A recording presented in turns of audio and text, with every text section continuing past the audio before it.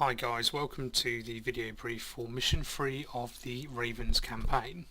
So just recap on what we did last time. So last time we were pushing the Russians away from the borderline, and we were intercepting VX gas which they had stolen from the NATO deposits. Now we did that quite successfully, so we're now progressing forward. This time what we're doing is we're doing a direct strike on Mozdok. But before we do that, we're going to take Beslan to use as a staging point. So NATO is hoping that the Russians are going to see this and back off, basically. So look, let's go through it. Let's see what's going on. So the first thing we're going to be doing is we're all taking off from Tbilisi. So it's a 94-mile leg. Now the helicopters are going to be taking off from a FARP that is activated once this part of the mission is done. So helicopter guys, I'm really sorry, you're going to be waiting about 20 minutes, but it's better that than you travelling 100 miles in a chopper. So my advice would be for the helicopter guys, just for the sake of fun, jump in any spare planes and leg them over to Beslan. Why not? Come and join in on the formation fun through the mountains at night, I might add. We're taking off at dusk. It should be night time by the time you get approximate the border. So what's going to happen? So we're going to have the Harriers, cap, seed all take off from here. So my advice would be cap take off first. Create a protection bubble around Beslan. Stay above 15,000 feet if I were you, due to AAA and ground threats. Again, no SAMs here, but naturally there are at Mozdok, so don't stray too far north. Once you've created your protection bubble, the seed and the CAS guys can come in.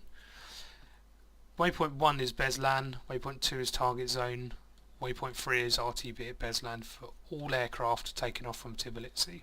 I'll explain these ones in a second.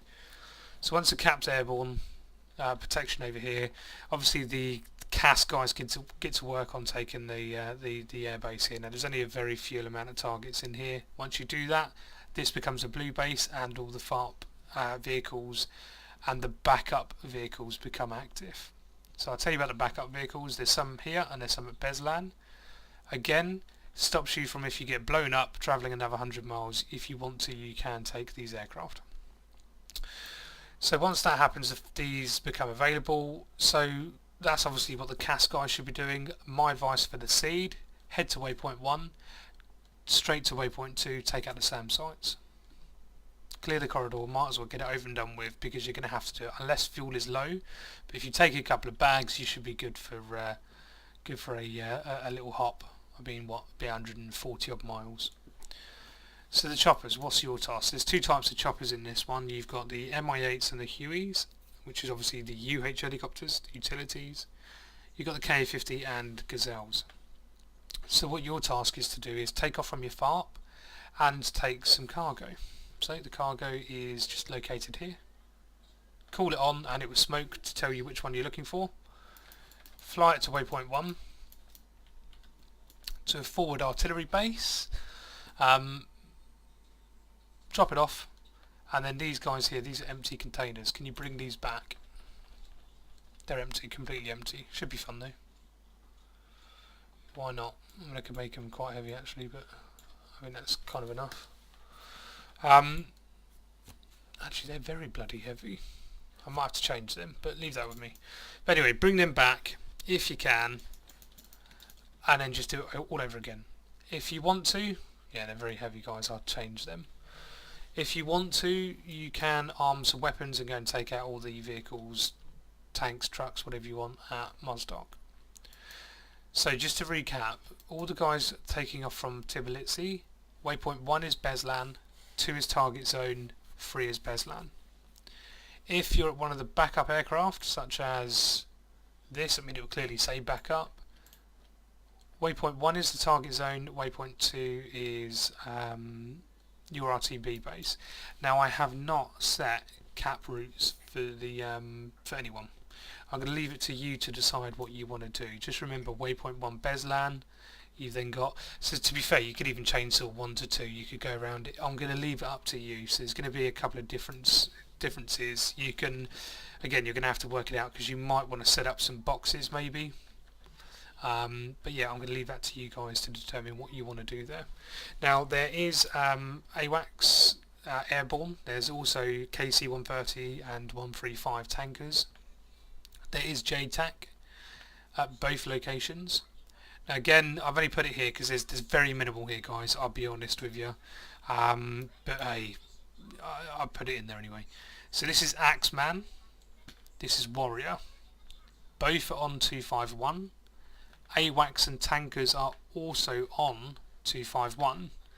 Now the reason why I've done that is to keep it nice and simple across the board while we're still getting used to simple radio. The Harriers have had their radios specifically put to 251 for primary, secondary, channel 2 is 243, and so on and so on. Yeah, obviously radio 2, I mean this is backwards by the way guys, this is actually radio 1. But there's multiple channels that you can utilise, but that's the primary one. If you're going to be doing JTAC and or AWACS or tanker or anything like that. If you want to use internal the guard channel, do that one because some of the helicopters can get on the guard. And then obviously set a select channel for your Pacific wing accordingly. Low TAC will be enabled on this as well, so should anyone want to do low TAC, you're more than welcome to do so. I think it'd be a good idea to have low TAC because there's a lot of non-combat aircraft flying around the area.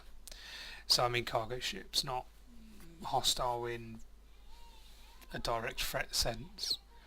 But yeah, it's going to be an interesting one. It is at night, it's our first one. I've tried to make it nice and simple, which is why Beslan again doesn't have too much in regards to targets, because this is a stepping stone for here. I just thought, look, let's get this taken, and then we can obviously respawn from there. So Beslan priority, then Mozdok. You can't do Mozdok without Beslan, pure and simple. But there's only 4 or 5 vehicles in here, if that, so there's no major time going to be spent on here. Once this is taken, a message will appear telling you that you've taken that base and you're clear to land. There's also a radio message as well. There's also radio messages for certain units being killed, sirens and so on. Now, we believe that the Russians are going to do a counter-strike if we take one of their bases, so just be prepared that they may send some strike packages to, I don't know, maybe level Beslan, you never know, or, you know, attack the runway. So Cap, it's really important that you protect that, because if that goes down, we are fucked. But yeah, look, it's going to be fun. Let's enjoy it as best as we can. I've put this, which is the briefing information and the plane list, in the Facebook page, on the Facebook page. But yeah, just remember 251. That's all you need to worry about, to be fair. And again, this is going to change. We will go into this in a bit more detail, but at the moment, because this is only the 4th time we've used Simple Radio, we're not going to do it until we've got everyone on Simple Radio and we know how to do it. At the moment, we're starting to use 2 channels, so soon it will change to being a bit more diverse. But yeah, this is a stepping stone, chaps. But look, it's a winter mission, so it is all a nice winter. But yeah, it's going to be good fun. Enjoy it. Any questions, let me know, and I will see you on Sunday.